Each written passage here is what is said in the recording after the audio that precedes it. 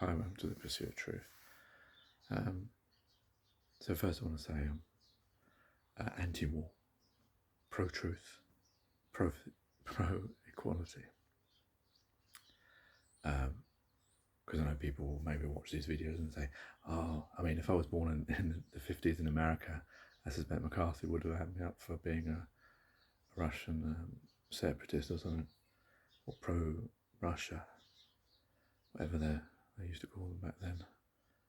But it's not that, it's just I'm trying to look at things through truthful eyes and examining human bias, especially when it comes to certain countries that the West have demonized for years through movies, through how they speak about events that happen there differently than the same events when they happen here. And obviously, the famous maxim about war is the first casualty is truth. But what interests me is how journalists are not aware of that fact and not aware of their own biases. I guess the thing is because until you're woke by something, to use that term, whether it's flat earth, whether it's 9/11, whether it's, whatever event, until you suddenly start questioning things, which is a dangerous thing, because if you see on Facebook when anyone questions anything, their friends sort of attack them in the most vilest way just for questioning things. So it is a dangerous business being a truther, as it were. But yeah, when I saw the Sky News where it showed them being shot at, where you didn't actually see, you saw the bullets ricochet off the car. Now, assuming this event actually was not staged and it was a real event, because obviously, in the world that we live in, anything can be done. But let's just say it was a real event and they were shot at. The start of the story and the end mentioned that they were shot by Russian separatists, not Russian from Russia, but people that are already in Ukraine that are sympathising Russia, who may be actual Russians that live in Ukraine. So maybe they don't know that you're not meant to shoot at the media. I don't know whether the media are meant to put press on their car. I didn't see anything, but you couldn't really see their car, so I don't know whether there was anything written on there to identify, because they kept shouting out journalist press. I don't know whether they could hear because they were quite far away. Maybe they need a better system for that. That's what I was thinking, like if the car was labelled press.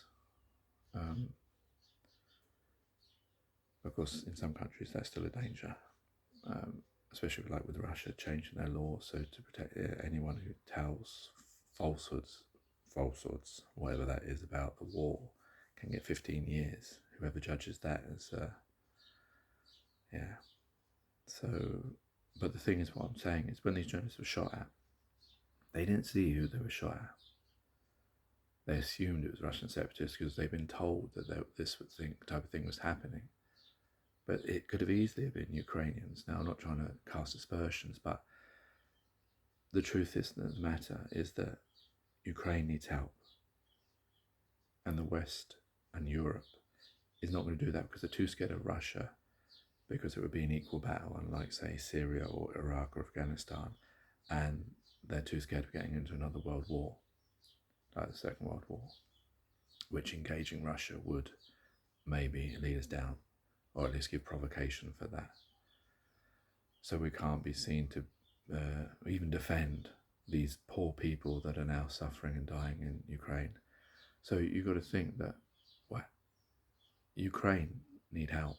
So how are they going to get that help? Asking presidents and prime ministers, please help me, isn't working. So there are other ways you could do it, and this is, they've learned from the West, with the sinking of the Lusitania, if that's the right ship I'm talking about, where Britain shot down a ship to get America to join the war. There's lots of these false flag events that have led for things happening to try and get help. So the Ukrainian people know that the West don't really want to help, so how can they get them involved? Well, so that could be shooting at the media. Or it could be this incident with the nuclear power plant where a training building, not the actual plant, the training building next to it, was targeted. Now, obviously, the IAEA international body have already said it's Russia. I don't know what evidence they've seen. They've not presented any evidence. A projectile from Russia. And I don't even know if the IAEA have got anyone even there to even go and verify. You know, did they see Russians? Did they look at the material that hit the building and see that it was Russian or whatever? Because it could just be Ukrainian. Maybe not the government, but a Ukrainian person armed up causing this event, knowing that they could just hit the building. It would be safe, it wouldn't be danger, but it would cause the hysteria and the fear that it has done. Now everyone's talking about this and etc. in an attempt to get the West to join, because the West won't join if it's not an easy battle for them, and because Ukrainian is close to Russia, that may be another reason why they won't. If it was France or Germany or UK or America or Canada, maybe they would defend, because that's how it works in this world. We can't make out that the West are these, you know, just because they're clapping, just because they're doing economic sanctions. The thing is, they're doing things that are easy for them. That's the truth. Clapping is easy. Standing up or standing by saying things is easy. Anyone can do that, especially when everyone else is doing it. And then economic sanctions may benefit them because it cripples Russia. It maybe gets them to, you know, be able to control oil prices, gas prices, all these types of things. Maybe this money that they're holding on to, who's going to get that money? Will they give it back, or will they take that money for themselves and help their own country's economic problems out? Because every country is in debt and every country is suffering from this oil crisis, which proceeded for this. So I don't know if this is a war of convenience in the sense that I don't believe that it's a fake war, a stage war, thing like that, because it's easier to manipulate people to do things like Saddam Hussein was manipulated into invading Kuwait and then the start of the Iraq war. You know, you only have to whisper in someone's ear, you only have to give them the idea that this is the time. If you've got spies, if you've got people who are able to get to that, that's easier than staging a war, getting someone to change their mind, because that's what media does, that's what that's what humans are good at, is convincing people to do things that maybe are the worst things possible, like going to fight for your country and dying for your country. You know, humans are malleable, unfortunately. So I don't think it's staged, but I do think that it's possible it could be war convenience to end COVID, because no one's talking about COVID anymore, or it could be to do with the oil and gas prices, or maybe it's just that Putin has decided this is the time because he sees the West isn't trusted and it's unstable, because a lot of this war is about truth and, you know, is this verifiable and this, that and the other. But of course, nothing takes away from the suffering that the people are going through, you know. And I know these sentiments, what I'm trying to find is the whole truth of this, the inconvenient truth, I guess, because, you know, it'd be easy for me to just say, yeah, talk about the suffering of the people like I had in the previous video, or the children or women or war, like the poem I wrote that everyone seems to ignore. I thought it was a really great poem, but for some reason they die day, they die by night. No one likes it, no one's liked it, and it's really weird how it's just been ignored, because usually my poems, they do well, you know. I thought it was a really good anti-war truther poem. Yeah, anyway, but the thing I'm trying to say is, yes, I am against the war. You know, what's happening to these people having to travel on trains, that anything I'm saying doesn't take away from it. I'm talking about the politic of it. You know, that people are suffering, yes. I wouldn't want this on my family. I wouldn't want this to happen to anyone I know. I wouldn't want to happen to this to anyone.